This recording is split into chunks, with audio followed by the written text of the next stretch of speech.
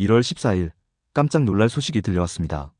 이번에 증원된 의대를 대상으로 한 주요 변화평가가 아니라 정기적으로 시행하는 중간평가에서 불인증을 받은 의대가 나온 것입니다.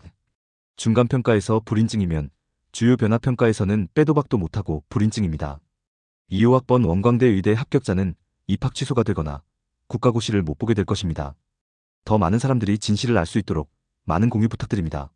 1월 14일 의평원이 정기평가와 중간평가 결과를 공개했습니다. 충격적인 결과가 확인됐는데 원광대 의대가 중간평가에서 불인증을 받았다는 것입니다. 기사를 보시면 원광대 의대는 불인증 판정을 받았고 1년 뒤 재평가를 받게 되지만 그때도 불인증 판정이 유지 및 확정될 경우 이후 입학자들에 대해서는 의사국 시응 시 자격이 박탈될 수 있습니다. 이번에 유예를 받고 재평가를 받은 것은 중간평가이기 때문입니다.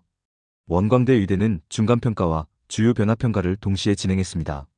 중간평가는 기존의 정원대로 평가를 한 것이고 주요 변화평가는 증가된 정원에 대해서 판정하는 것입니다.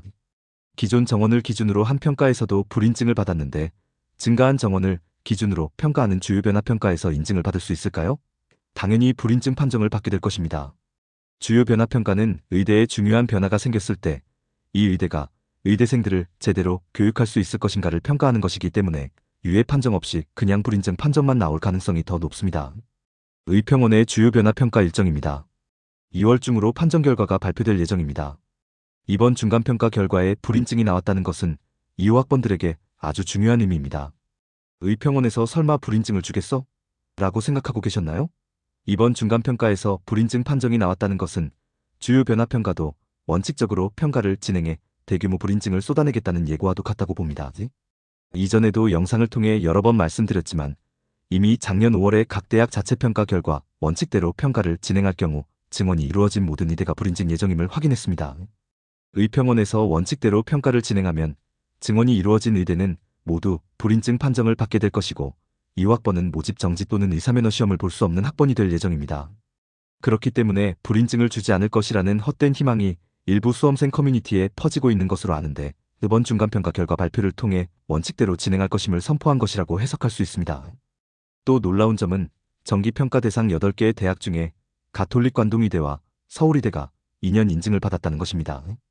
평가 결과가 좋을수록 인증 기간이 길어지는데 서울의대가 2년 인증을 받았다는 것은 아슬아슬하게 인증을 통과했다는 의미입니다.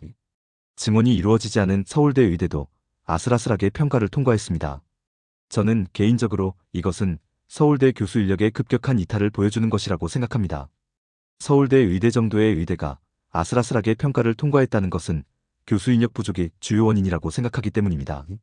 실제로 작년 1년 동안만 수련병원에서 전문의가 1729명 사직한 것으로 밝혀졌고 이 여파로 부산대병원은 위암, 간암, 대장암에 대한 항암 치료를 할 수 없는 지경에 이르렀을 정도입니다. 이런 상황에서 증원이 이루어진 대학들이 주요 변화평가를 통과할 수 있을까요? 저는 힘들 것이라고 봅니다.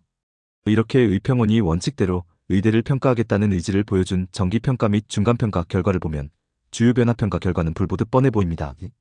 정부는 이런 와중에도 1월 13일 2025년도 의대 교육이 무리 없이 가능하다고 무지성 발언을 쏟아내고 있지만 의평원은 지금 휴학 중인 의대생들의 복학이 이루어질 경우 정상적인 교육이 불가능하다고 보고 주요 변화 평가를 시행할 것을 검토 중인 것으로 확인되어 앞으로도 관련 이슈를 주목해야 할 것으로 보입니다.